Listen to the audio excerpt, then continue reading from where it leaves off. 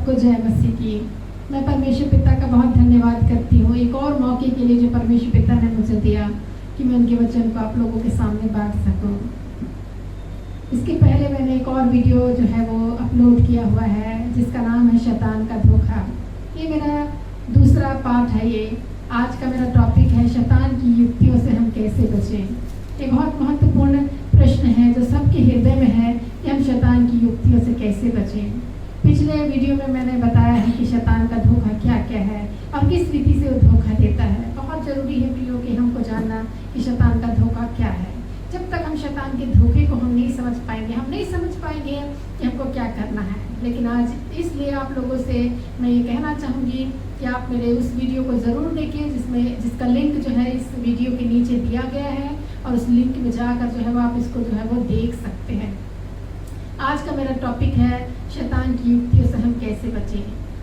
और जिस प्रकार से संसार में पूरी तरफ जो है वो धोखे ही धोखे हैं। हम देखते हैं पति पत्नी के पवित्र रिश्ते में भी धोखे हैं और धोखे से जो है वो अनजान नहीं है। हर रिश्ते में किसी भी रिश्तों का नाम लिया जाए, हर रिश्ते में जो है वो धोखे हैं। संसार में, अड़ोस पड़ोस में, गांव में, शहर में, देश में, संसार में धोखे ही धोखे नजर आते हैं। और ये धोखे का कारण क्या है? धोखे का कारण शैतान है जो हर एक के हृदय में जो है वो कार्य करता है। इसीलिए हमको जरूरी है कि हम इस बात को जाने कि शैतान के धोखे से हम कैसे बच सकते हैं, शैतान की युक्तियों से हम कैसे बच सकते हैं। युक्तियों को यूनानी शब्द धूर्तता कहा गया है। तो इस प्रकार से हमको उसकी युक्तियों से, उसकी धूर्तता से हम कैसे अपना बचाव कर सकते हैं। तो हम देखते हैं प्रियो कि ये बहुत महत्वपूर्ण प्रश्न है और इसका आंसर हमको जानना बहुत ज़रूरी है। तो मैं आप लोगों को बताना चाहती हूँ 7 पॉइंट्स को मैं आज आप लोगों के सामने लेकर आई हूँ और 7 पॉइंट को मैं जो है वो आप लोगों को बताऊंगी। इसलिए पूरे शुरू से लेकर अंत तक वीडियो को देखिए ताकि ये सारी 7 पॉइंट्स आप लोगों को जो है वो पता रहे और आप बहुत अच्छी तरीके से जान सकें कि शैतान की युक्तियों से हम कैसे बच सकते हैं। इसका पहला जो पॉइंट है वो है कि हमको ये सबसे पहले जानने की ज़रूरत है कि हम युद्ध क्षेत्र में हैं। एक व्यक्ति जो युद्ध क्षेत्र में है तो बहुत ज़रूरी हो जाता है कि वो कैसे लापरवाह या बेफिक्र या अनजान हो सकता है क्योंकि वो युद्ध क्षेत्र में है। तो ये बात को जानना बहुत ज़रूरी है कि हम एक युद्ध क्षेत्र में हैं और प्रतिदिन प्रति क्षण हमारी जो है लड़ाई जो है वो जारी है। और यदि आप भले चंगे हैं आज के दिन में, आज के समय में, तो प्रभु के नाम का धन्यवाद कीजिए क्योंकि आपकी लड़ाई प्रतिदिन जो है परमेश्वर ने लड़ी है। और जब परमेश्वर हमारी लड़ाई को लड़ रहा है तो बहुत ज़रूरी है कि हम परमेश्वर में बने रहें और हर दिन के लिए जो है परमेश्वर को पुकारें कि प्रभु आप हमारी लड़ाई लड़ें।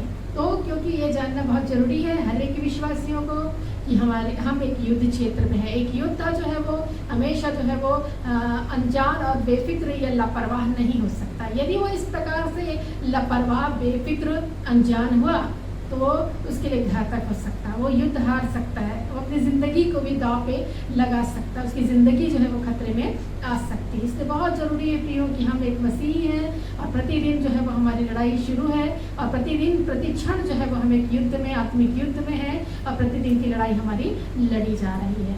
इसलिए शैतान जो है वो हमेशा घात लगाए बैठा हुआ है कि किसको फाड़ खाए। पवित्र बाइबल हमको बताती है, पहला पत्रस जो है वो 5 अध्याय 8 पद को हमको बताती है जहाँ इस प्रकार से लिखा हुआ है, सचेत हो और जागते रहो क्योंकि तुम्हारा विरोधी शैतान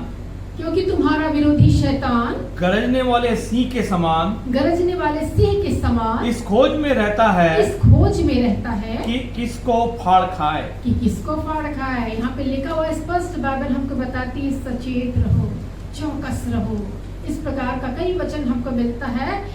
कुलुस्सियों की किताब 2 अध्याय 8 पद में भी लिखा हुआ है चौकस रहो कि कोई तुम्हें उस तत्व ज्ञान या वैध के धोखे से अपना अहेर ना बना ले। तो यहाँ पे हम देखते हैं कि बाइबल हमको बार बार सचेत रहने के लिए, चौकस रहने के लिए बोलती है। तो इसका मतलब है कि हमको लापरवाह, अनजान, निष्फिक्र नहीं रहना है क्योंकि जबकि शैतान हमारा विरोधी पूरी ताक लगाए, घात लगाए बैठा हुआ है कि किसको फाड़ खाए, किसको घात करे, किस पर हमला करे, किसको नोचे, किससे खरोचे। तो ज़रूरी है कि हम बिल्कुल सचेत रहें हर पल, हर क्षण। तो दूसरी जो है आप लोगों को मैं बताना चाहती हूँ कि हमारी युद्ध जो है वो हम एक युद्ध क्षेत्र में है। तो ज़रूरी है ये जानना है कि क्या सचमुच में हम युद्ध क्षेत्र में हैं, बाइबल इस विषय में क्या कहती है। तो हम निकाल लेंगे इफिसियों की किताब 6 अध्याय उसका 12 पद। क्योंकि हमारा यह मल्ल युद्ध इसमें लिखा हुआ है क्योंकि हमारा यह मल्ल युद्ध लहू और मांस से नहीं, लहू और मांस से नहीं, परंतु प्रधानों से और अधिकारियों से और इस संसार के अंधकार के हाकिमों से और इस संसार के अंधकार के हाकिमों से और दुष्टता की आत्मिक सेनाओं से है। और दुष्टता की आत्मिक सेनाओं से। यहाँ पे स्पष्ट बाइबल हमको कहती है कि हमारा बल युद्ध जारी है। हमारा बल युद्ध किससे है? हमारा बल युद्ध उन अधिकारियों से है, उन प्रधानों से है, संसार के अंधकार के हाकिमों से है और दुष्टता की आत्मिक सेनाओं से है जो आकाश में निवास करती है। तो इनसे हमारी लड़ाई प्रतिपल प्रतिक्षण पाई जा रही है। वो हमेशा ताक में है कि किसको फाड़ खाए। इससे जरूरी है कि हम जो है वो ये जाने कि हम एक युद्ध क्षेत्र में पाए जा रहे हैं। दूसरी जो पॉइंट है वो है हम परमेश्वर की अधीनता में चले जाए, क्योंकि यदि हम जो है परमेश्वर की अधीनता में नहीं रहे और हम अपनी ताकत अपनी बल पर भरोसा कर रहे हैं तो हम खतरे में पड़ सकते हैं। हमारा अपना ताकत अपना बल कुछ भी नहीं है प्रियो। ये जानने की जरूरत है कि हमारा अपना ताकत अपने बल पर हम घमंड नहीं कर सकते, परंतु पवित्र बाइबल हमको कहती है याकूब की किताब 4 अध्याय का 7 पद, इसलिए परमेश्वर के अधीन हो जाओ। पवित्र बाइबल हमको कहती है परमेश्वर के अधीन हो जाओ और शैतान का सामना करो, और शैतान का सामना करो तो वह तुम्हारे पास से भाग निकलेगा। तो वह तुम्हारे पास से भाग निकलेगा। यहाँ पे स्पष्ट बाइबल कहती है कि हमको परमेश्वर के अधीन होना है और शैतान का सामना करना है। यदि प्रियो आप शैतान का सामना नहीं करेंगे, शैतान आपका सामना करेगा। यदि आप किसी परिस्थितियों से, विपत्तियों से, परेशानियों से, बीमारी से और अनेक प्रकार की विपरीत परिस्थितियों से घिरे हुए हैं और वो आपका सामना कर रहा है, यदि आप उसको नहीं मारेंगे वो आपको मार डालेगा। इससे जरूरी है कि हम परमेश्वर की अधीनता में रहें, शैतान का सामना करें, तो हमारे पास से भाग निकलेगा। सचमुच में प्रियो आपकी बीमारी, आपकी दुर्बलता, आपकी कमजोरी, आपकी परिस्थितियां चाहे जितनी भी बुरी से बुरी क्यों ना हो, जितनी भी आपकी कंडीशन खराब से खराब क्यों ना हो, बाइबल कहती है परमेश्वर की अधीनता में होंगे और शैतान का सामना करेंगे तो सारी शैतान जो है वो आपके पास से भागेगा, अर्थात ये सारी परिस्थितियां आपके पास से चली जाएंगी। हालेलुया। इसी प्रकार से तीसरे पॉइंट हम जा रहे हैं। इसमें है तीसरा पॉइंट है सारे हथियार बांध लेना। हम सारे हथियारों को हमको बांधने की जरूरत है क्योंकि हम युद्ध क्षेत्र में हैं। बिना युद्ध क्षेत्र में बिना हथियार के एक योद्धा कैसा होगा? वो हारा हुआ होगा क्योंकि उसके पास कोई हथियार नहीं होगा। इसलिए जरूरी है प्रियो कि हमको सारे हथियार बांधने की जरूरत है। हथियार बोलने से हमारे माइंड में बहुत सारे हथियार जो है वो कल्पना में हमारे आते हैं, माइंड में हमारे आते हैं। बहुत सारे हथियार को हम अपने माइंड में जो है वो इमेज कर सकते हैं, लेकिन प्रियो बाइबल हमको बताती परमेश्वर के सारे हथियारों को बांध लेने की जरूरत है, क्योंकि आज हमारी लड़ाई संसारिक नहीं है परंतु हमारी लड़ाई आत्मिक है। इससे जरूरी है, प्रभु का वचन हमको बोलता है इफिसियों की किताब 6 अध्याय का 11 पद, परमेश्वर के सारे हथियार बांध लो। यहाँ पे लिखा हुआ है परमेश्वर के सारे हथियार बांध लो कि तुम शैतान की युक्तियों के सामने खड़े रह सको। कि तुम शैतान की युक्तियों के सामने खड़े रह सको। यहाँ पे स्पष्ट बाइबल हमको कहती है कि इस परमेश्वर के सारे हथियार बांध लो। क्यों बांध लो? कि तुम शैतान की युक्तियों के सामने खड़े रह सको। इसी प्रकार से इफिसियों की किताब 6 अध्याय का 13 पद भी कहता है इसलिए परमेश्वर के सारे हथियार बांध लो। यहाँ पे भी वही वर्ड लिखा हुआ है, परमेश्वर के सारे हथियार बांध लो। क्यों बांध लो? कि तुम बुरे दिन में सामना कर सको। कि तुम बुरे दिनों में सामना कर सको। किसका सामना कर सको? शैतान का सामना कर सको, क्योंकि वही घात लगाए बैठा हुआ है। हालेलुया। इसी प्रकार से प्रभु का वचन हमको कहता है हमको परमेश्वर के सारे हथियार को बांध लेने की जरूरत है। अब हमको क्वेश्चन आता है, अब हमारे अंदर प्रश्न आता है कि वो परमेश्वर के सारे हथियार है क्या जिसको बांधने की हमको जरूरत है, और इसको हमको जरूरत है और इसको हमको जानना बहुत जरूरी है कि परमेश्वर के हथियार क्या है। तो इस निकाल लेंगे हम इफिसियों की किताब 6 अध्याय का 14 से 17 पद। इसलिए सत्य से अपनी कमर कसकर। हाँ, यहाँ पे लिखा हुआ है सत्य से अपनी कमर कसकर, अर्थात पहला जो हथियार है वो है सत्य का, अर्थात कमर बंद का, अर्थात एक सत्य का बेल्ट है ना। तो ये सत्य क्या है? सत्य यीशु मसीह है। इसको अपनी कमर पर बांध कर जो है वो रहना है। कमर बांधने का अर्थ होता है पूरी रीति से रेडी होना। कई बार बाइबल वचन कहता है अपनी कमर बांध कर रेडी हो, अपनी कमर बांध लो, अपनी कमर कस लो। इसका अर्थ होता है पूरी रीति से जो है वो रेडी होना। इसी प्रकार से पवित्र बाइबल हमको बताना चाह रही है कि सत्य से अपनी कमर कसकर हमको रेडी होना है। दूसरी, और धार्मिकता की झिलम पहनकर, धार्मिकता की झिलम, दूसरा जो हथियार है वो धार्मिकता का झिलम है।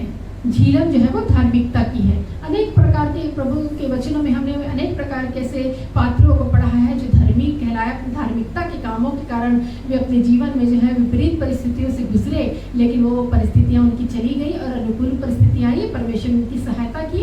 इसी प्रकार से प्रियो, आपको भी धार्मिकता के फल अपने जीवन में लाने हैं, धार्मिकता की झिलम आपके जीवन में होनी चाहिए। तीसरी जो बात है वो है, और पाँव में मेल के सुसमाचार की तैयारी के जूते पहनकर। हाँ, यहाँ पे लिखा है पाँव में तैयारी के जूते, जूते पहनने के लिए बोला गया। पैर में हम जूते पहनते हैं, जब हम कहीं बाहर जाते हैं तो हम अपने सैंडल पहनते हैं या जूते पहनते हैं। इसका अर्थ हम पूरी रीति से रेडी कहीं बाहर जाने के लिए या कहीं निकलने के लिए। हालेलुया। तो इसी प्रकार से हमको देखना है कि पाँव में मेल के सुसमाचार के जूते। यदि आपके जीवन में हर एक प्रकार की हथियार हैं और यदि सुसमाचार का नहीं है तो आप अधूरे हैं, आपकी जो है वो हथियार जो है वो अधूरे हैं। परमेश्वर का वचन कहता है सारे हथियार बांधने की जरूरत है। इसी प्रकार से चौथा हथियार है, और इन सब के साथ विश्वास की ढाल लेकर। इसमें लिखा हुआ है विश्वास की ढाल। बहुत जरूरी है कि विश्वास का ढाल हमारे जीवन में होना चाहिए। विश्वास के द्वारा ये व्यक्ति जो है वो जिंदा रहेगा, जीवित रहेगा, और सचमुच में विश्वास के द्वारा जो है वो हम जो है वो परमेश्वर के करीब जाते हैं। परमेश्वर के करीबी को जो है हम विश्वास के द्वारा प्राप्त करते हैं। इसलिए लिखा है विश्वास एक ढाल की तरह होगा, और विश्वास जो है वो जलते तीरों को जो है बुझाने की ताकत रहता। आगे हम पढ़ सकते हैं इसको। वचन कहता है विश्वास की ढाल, विश्वास की ढाल लेकर स्थिर रहो, विश्वास की ढाल लेकर स्थिर रहो, जिससे तुम उस दुष्ट के सब जलते हुए तीरों को बुझा सको। उस दुष्ट के जलते हुए तीरों को बुझा सको, क्योंकि दुष्ट की तो सारे तीर चल रहे हैं, सारे विचार चल रहे हैं, सब कुछ चल रहे हैं हमारे जीवन में, हमारे कार्यों में, हमारे बच्चों के जीवन में, हमारे घर परिवार में, हमारे कुटुंब में, और भी बहुत सारी ऐसी शैतानिक शक्तियों के तीर जो है वो चलते हैं, हमारे माइंड में चलते हैं। अब इसको बुझाने के लिए जरूरी है कि हम विश्वास के ढाल को लिए रहे, तो हमको कुछ भी विपत्तियां नहीं आएगी। बहुत सारे लोग विश्वास की कमी रहती है और छोटे ढाल लेके रहते हैं। इसलिए मेरा कहने का तात्पर्य है कि आप बड़े विश्वास रखें ताकि आपके पास बड़ी ढाल रहे, और उस बड़े ढाल के द्वारा जो है आप जो है वो शैतान के जलते तीरों से जो है वो अपना जो है वो बचाव को कर सकते हैं, अपने परिवार के बचाव को कर सकते हैं। इसी प्रकार से पांचवी जो बात है वो है, और उद्धार का टोप। उद्धार का टोप, ये है टोप पहनना। एक योद्धा जो है बिना टोप पहने जो है वो अधूरा है। इस प्रकार से उद्धार का टोप अर्थात यीशु मसीह का अपने मुक्तिदाता या उद्धारकर्ता के रूप में ग्रहण करना, क्योंकि यीशु के द्वारा ही आप उद्धार का टोप जो है वो पहन सकते हैं। इसलिए बहुत जरूरी है उद्धार का टोप हमको पहने रहना। इसी प्रकार से छठवीं और अंतिम बात है, आत्मा की तलवार। आत्मा की तलवार जो यहाँ पे हम लिखा हुआ है, आत्मा की तलवार। आपने योद्धाओं को देखा है, लड़ाइयों को देखा होगा, टीवी में देखा होगा, सीरियल में देखा होगा, पिक्चर्स में देखा होगा। कोई भी लड़ते हैं तो घोड़े में बैठकर तलवार उनके हाथों में रहती है। तो यहाँ पे भी लिखा है आत्मा की तलवार। ये हमारे हथियार में मुख्य हथियार है, आत्मा की तलवार। और ये हथियार क्या है जिसको हम आत्मिक रूप में हम देख सकते हैं?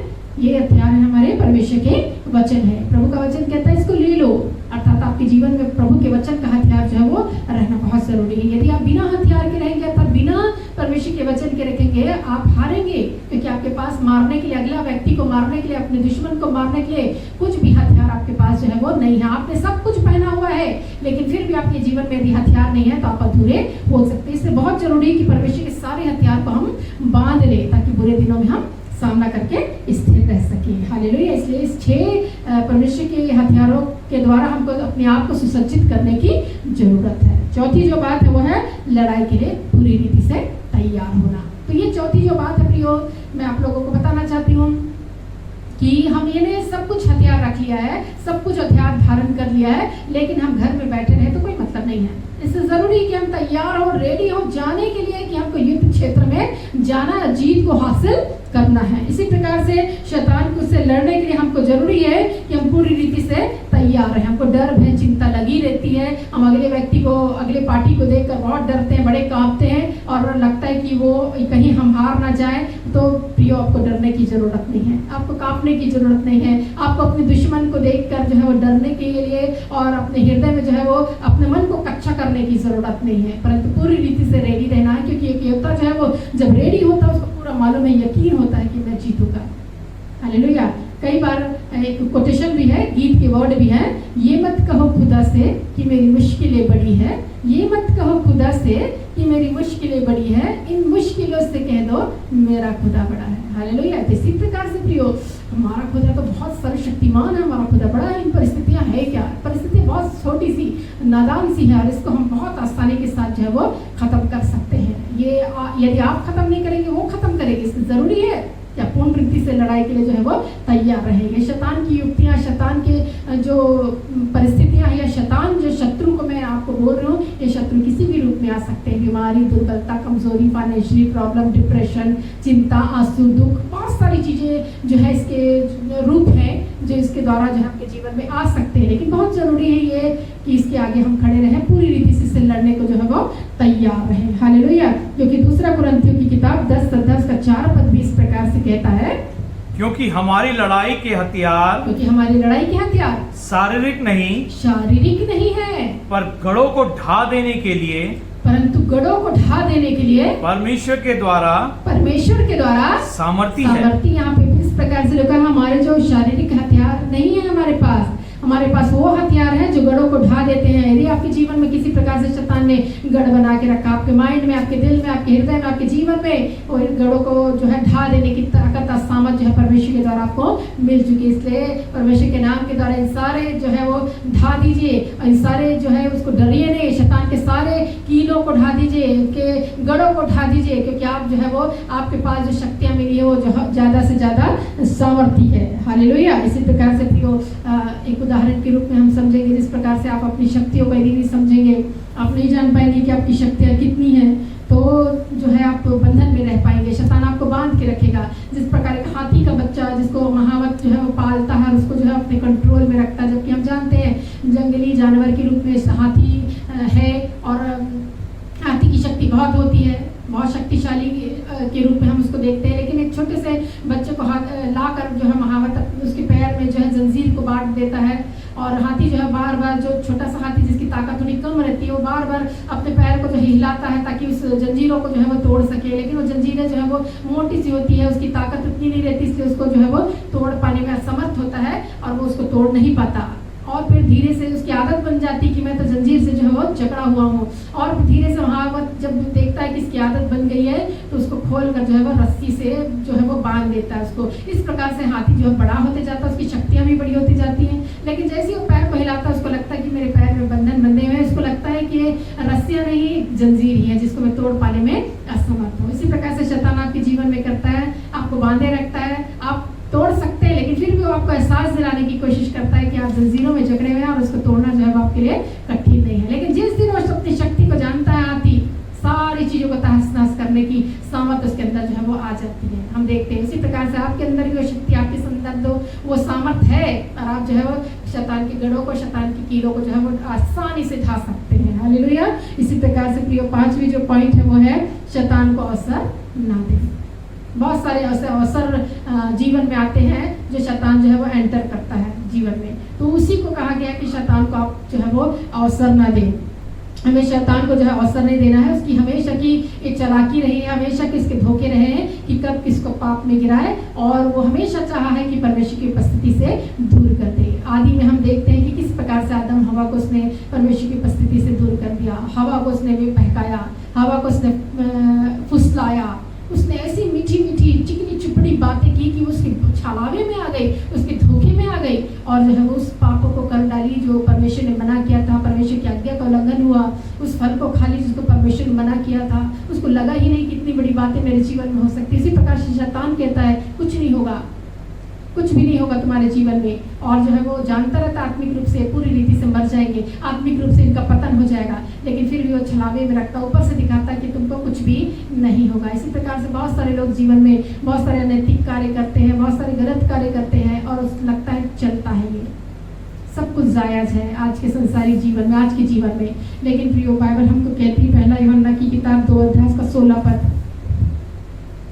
क्योंकि जो कुछ संसार में है, इसमें लिखा हुआ है क्योंकि जो कुछ संसार में है, अर्थात शरीर की अभिलाषा और आंखों की अभिलाषा और जीविका का घमंड, 3 चीजों के बारे में लिखा हुआ है, शरीर की अभिलाषा, आंखों की अभिलाषा, जीविका का घमंड। वो पिता की ओर से नहीं, पिता की ओर से नहीं है, परंतु संसार ही की ओर से है। संसार की ओर से, जो भी संसार की ओर से संसारी के प्रियो, प्रभु का वचन कहता है परमेश्वर की ओर से नहीं है, इसका मतलब वो शैतान की ओर से है। इसलिए शरीर की अभिलाषा, आंखों की अभिलाषा, जीविका का घमंड, ये तीन चीजें हैं जिसके द्वारा शैतान जो है वो, शैतान को अवसर मिलता है जीवन में प्रवेश करने का। जिन तीनों चीजों के द्वारा जो है शैतान, मनुष्य जो है वो पाप में फंसा हुआ है, पाप के बंधन में है, शैतान के धोखे में फंसा हुआ है, शैतान की चाल में आया हुआ, परमेश्वर की उपस्थिति से आज दूर है। आज देखते हैं संसार, शरीर की अभिलाषाएं, बहुत सारी अभिलाषाएं आती है, बहुत सारे व्यभिचार करने की अभिलाषा आती है, गंदे गंदे और अनैतिक कार्य करने की अभिलाषा आती है। इस अभिलाषाओं में फंसकर जो है वो मनुष्य जो है पाप करता है, पाप का दास जो है वो बना रहता है। आंखों की अभिलाषा है, टीवी के द्वारा, मोबाइल के द्वारा, कंप्यूटर के द्वारा बहुत सारी ऐसी गलत गलत चीजें आती हैं, गलत गलत पिक्चर आती है, उसको देखते हैं और पाप पे जो है फंसते हैं और पाप के दास जो है वो बनते हैं। इसी प्रकार से जीविका का घमंड, नौकरी चाकरी, ऐशो आराम, पैसे का घमंड के द्वारा जो है व्यक्ति जो है वो पाप में फंसा हुआ रहता है और संसार शैतान के बंधन में जो है वो फंसा हुआ पाया जाता है। तो यहाँ पे हम देखते हैं प्रियो की बहुत जरूरी है कि इन तीनों चीजों के द्वारा जो शैतान को अवसर मिलता है कि वो जीवन में प्रवेश करे और आपको पाप में फंसाए और परमेश्वर की उपस्थिति से जो है वो दूर करते हैं। आज इन सारी चीजों को आपको दूर करने की जरूरत है। शराब, जुआ और अनेक प्रकार की गलत, जितने भी चोरी डकैती और जितने भी गलत बातें हैं, उसको सबको दूर करने की जरूरत है, क्योंकि यही चीजें हैं, एक दो चीजें हैं जिसके द्वारा शैतान आपके जीवन में जो है प्रवेश करता है, उसको अवसर मिलता है। इसलिए शैतान को अपने जीवन में अवसर ना दीजिए। प्रभु यीशु मसीह के शिष्य के रूप में देखिए, यहूदा इस्करियोती जो पाप में गिरा, उसको एक शैतान के रूप में हम देखते हैं कि इसने यीशु मसीह को पकड़वा दिया। क्या कारण था? उसके, प्रभु का वचन कहता है उसके पास जो है वो दान की जो है थैलियां रहती थी और वो जो है कुछ पैसे जो है निकाल लेता। यही छोटी सी बात शैतान ने जान रखी थी कि इसको मैं आसानी से जो है वो फंसा सकता हूँ, अपने जाल में कर सकता हूँ, यीशु मसीह को पकड़वाने के लिए इसका इस्तेमाल कर सकता हूँ। और सचमुच में उसके जाल में फंसा और यीशु मसीह को पकड़वा भी दिया। तो छोटी सी गलतियों को भी नजरअंदाज ना करें। छोटी सी भी आपकी गलतियां शैतान को अवसर देती हैं कि आपके जीवन में जो है वो प्रवेश करे। प्रभु यीशु परमेश्वर का वचन कहता है कि वो शैतान द्वार पर ही छिपा हुआ है, पाप मानो द्वार पर ही छिपा हुआ है। इसका मतलब है शैतान द्वार ही पर छिपा हुआ है। आपको कब घात लगाने के लिए वो बैठा हुआ है कि कब आप पर घात लगाए, कब हमला करे। इसलिए जरूरी है कि शैतान को अपने जीवन में आप अवसर ना दे। छठवीं बात है कि अपने आप को कम ना आके। कई बार हम अपने जीवन में जो है वो कम आंकते हैं। जिस प्रकार हमने बोला कि आप युद्ध क्षेत्र में हैं, आप एक योद्धा हैं, आपकी लड़ाई जारी है, आपको तैयार होने की जरूरत है, आपको सारे हथियारों को बांध लेने की जरूरत है, शैतान को अवसर ना देने की जरूरत है। अब जरूरी है कि हम लड़ाई के क्षेत्र में, तो दो पार्टियों के बीच लड़ाई होती है, दो ग्रुप्स के बीच लड़ाई होती है। जब हमारी लड़ाई शैतान से है, इसका मतलब हमारा विरोधी शैतान जो है वो घात लगाए बैठा हुआ है। जरूरी है कि हम उसको क्यों जाके ताकतवर समझे। जब हम जिस दिन हम योद्धा, कोई भी योद्धा यदि अगला पार्टी को, अपने विरोधी पार्टी को यदि ताकतवर, अपने से ज्यादा ताकतवर समझता है, इसका मतलब वो लड़ने से पहले ही हार जाता है। इससे जरूरी है प्रियो कि हम क्यों हारे। एक योद्धा अपने अंदर जुनून पैदा करता है, एक स्पिरिट पैदा करता है कि जीत तो मेरी ही होगी, योद्धा तो मैं ही हूँ और इसको मेरा अगला जो दुश्मन है, शैतान जो है, उसको, मेरा शत्रु जो है, उसको मैं तो हरा कर रहूंगा, जीत तो मेरी होगी। जीतने का जुनून उसके अंदर जो है वो पाया जाता है। जीतने का जो एक कहना चाहिए स्पिरिट उसके अंदर आती है, तभी वो जीत को हासिल करता है। जिस दिन वो जान लेता है कि मेरा अगला व्यक्ति जो है वो, मेरा अगला जो दुश्मन है, मेरा शत्रु जो है, जिससे मेरी लड़ाई है, वो ताकतवर है, जिस दिन वो सोचता है उसकी लड़ने से पहले उसकी हार निश्चय है। इसलिए जरूरी है प्रियो कि हम दूसरे को कम ना आके, आपके अंदर जो है वो कहीं ज्यादा बड़ा है, बेस्ट है। प्रभु का वचन से यदि हम पढ़ेंगे तो आपको पता चलता है। पहला यूहन्ना 4 अध्याय उसका 4 पद। हे बालकों, हे पुत्रों, हे पुत्रियों, सुनो पहले ध्यान से। तुम परमेश्वर के हो, तुम परमेश्वर के हो और तुमने उन पर जय पाई है। तुमने उस पर जय प्राप्त किया था, शैतान पर जय प्राप्त कर ली है।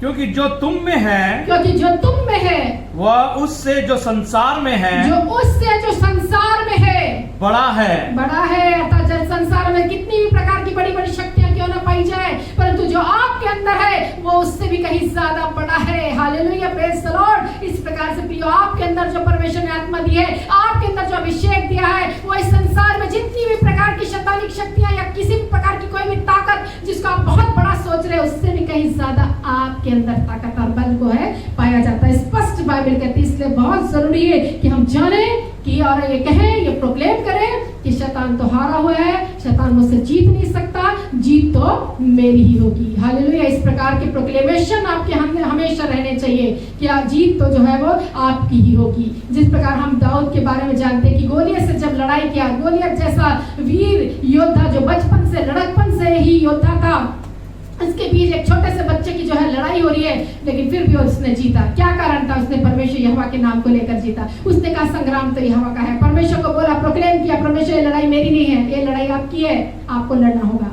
और एक पत्थर से ही उस योद्धा का जो है, जो शूरवीर था, जिसको देखकर सब लोग डर रहे थे, इजरायली भी डर कर जो है वो कांप रही थी, कहना चाहिए, क्योंकि वो ललकारता था, उसकी ललकार इतनी भयंकर थी कि इजरायली भी डर जा रहे थे कि कौन इस योद्धा से जो है वो लड़ने जाएगा। लेकिन उस बच्चे दाऊद ने, जिसका उम्र जो है यंग सा था, जवान सा था, उसकी उम्र बहुत कम थी, परंतु फिर भी जो है वो गया लड़ने के लिए और उसने जीत को भी हासिल किया, उस योद्धा को जो है वो मार गिराया।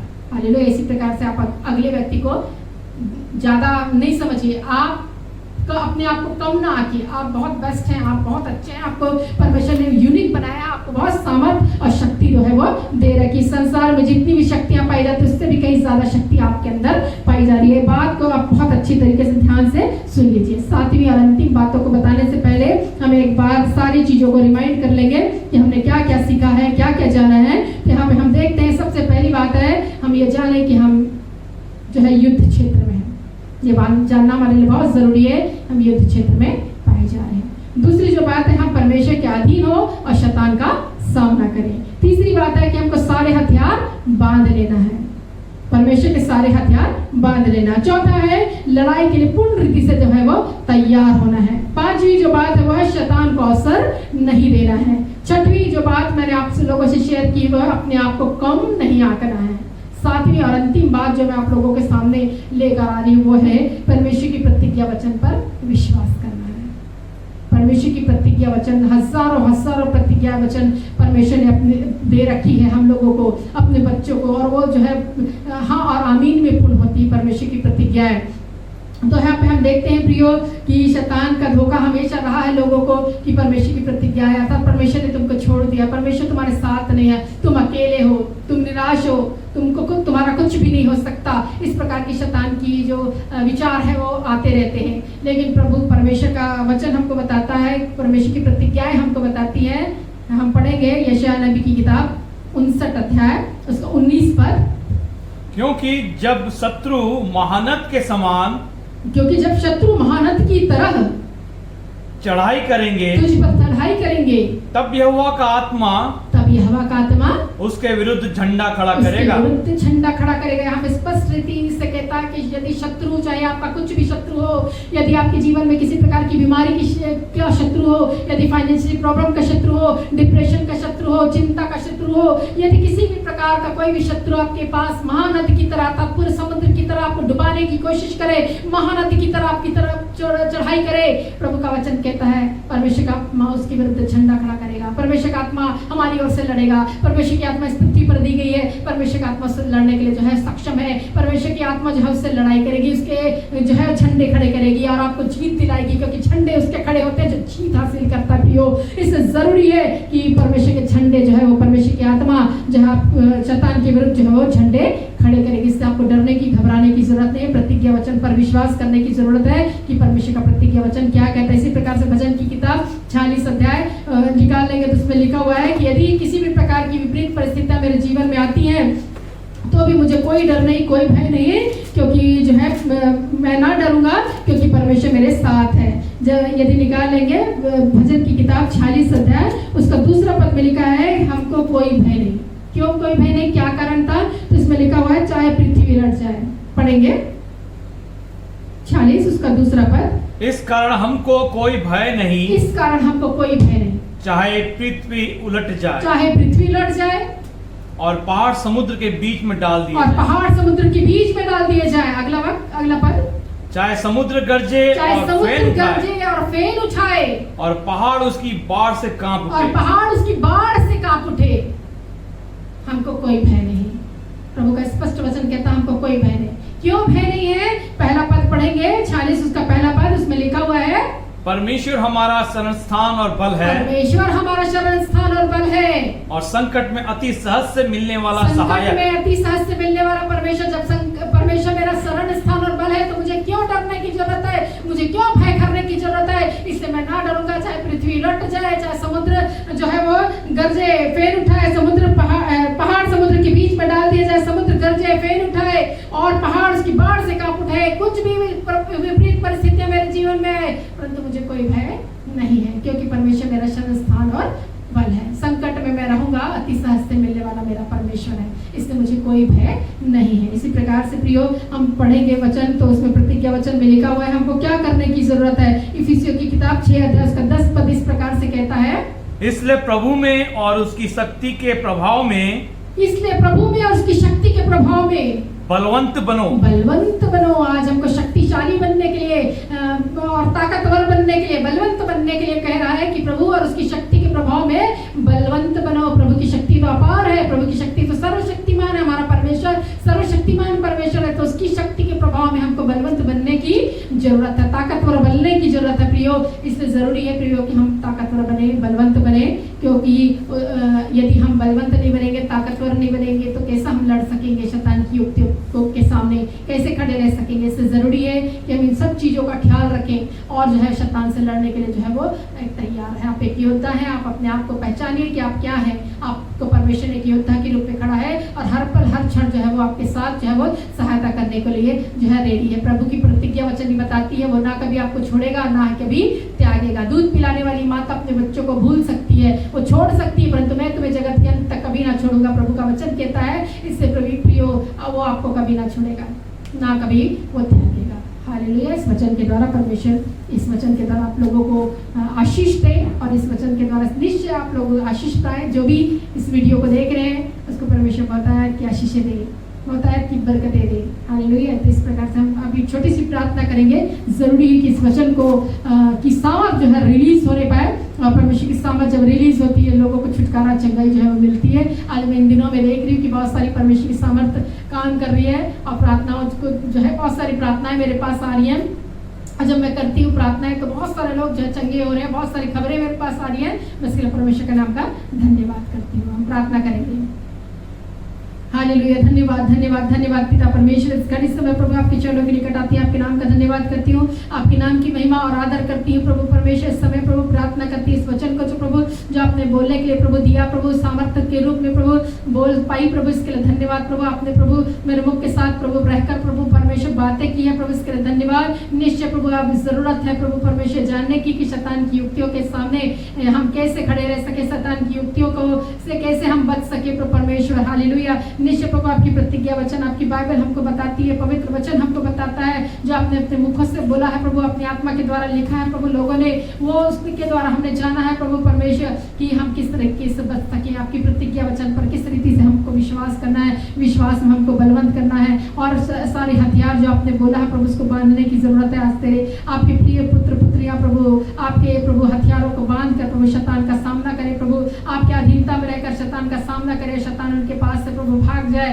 और प्रभु आज मैं कमांड करती हूँ प्रभु परमेश्वर, आज मैं कहती हूँ कि सारी शैतान की शक्तियां प्रभु बाइंड हो जाए और शैतान की सारी युक्तियां प्रभु विफल हो जाए यीशु मसीह नासरी के नाम में प्रभु। और सारी शैतान की शक्तियां यदि किसी प्रकार से किसी को बाइंड की हुई है, बांधी हुई है प्रभु, और प्रभु छूटने पाए, प्रभु स्वतंत्र होने पाए केवल यीशु मसीह के द्वारा, क्योंकि यीशु मसीह आपने प्रभु अपने रुधिर के दाम देकर प्रभु हमें मोल दिया और हमें स्वतंत्र किया है मेरे परमेश्वर सारे बंधनों से प्रभु जो इस संसार में पाए जाते हैं प्रभु। हालेलुया। निश्चय प्रभु इस बात को जानने के लिए प्रभु, लोगों की बुद्धि ज्ञान को समझ को खोलने के लिए मैं प्रार्थना करती हूँ। मैं प्रार्थना करती हूँ लोगों के लिए प्रभु जो बहुत सारे डिप्रेशन में है, तनाव में है, चिंता में है प्रभु, उनकी प्रभु सारी चिंताएं दूर हो रही है यीशु के नाम में। मैं उन लोगों के लिए प्रार्थना करती हूँ जो आज बेरोजगार है प्रभु, अपनी नौकरी की तलाश में है प्रभु। निश्चय प्रभु आप उनको एक नई नौकरी प्रदान कीजिए, एक अच्छे कार्य को प्रभु प्रदान कीजिए ताकि वो मेहनत करे प्रभु, और की मेहनत प्रभु जायज ना होने पाए प्रभु, ऐसे ही व्यर्थ ना जाने पाए, परंतु उनकी मेहनत का प्रभु उनको प्रतिफल प्रभु मिलने पाए मेरे परमेश्वर। प्रार्थना करती हूँ। हालेलुया। मैं प्रार्थना करती हूँ बीमारों के लिए प्रभु, जो बीमारी के बिस्तरों पर है प्रभु, आपका वचन कहता है मैं इस नगर का इलाज करके उनके घावों को चंगा करूंगा।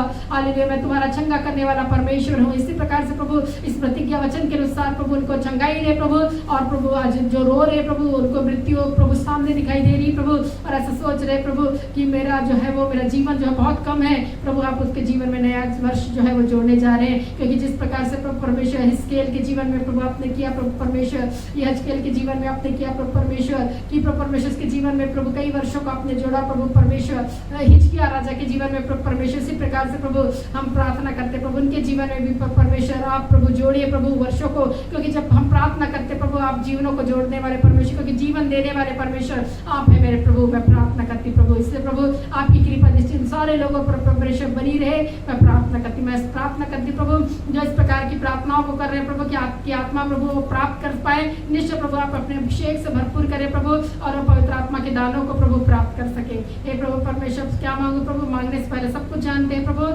और इस छोटी सी प्रार्थना को सुन और ग्रहण करें यीशु के नाम में, आमीन। Hallelujah, praise the Lord.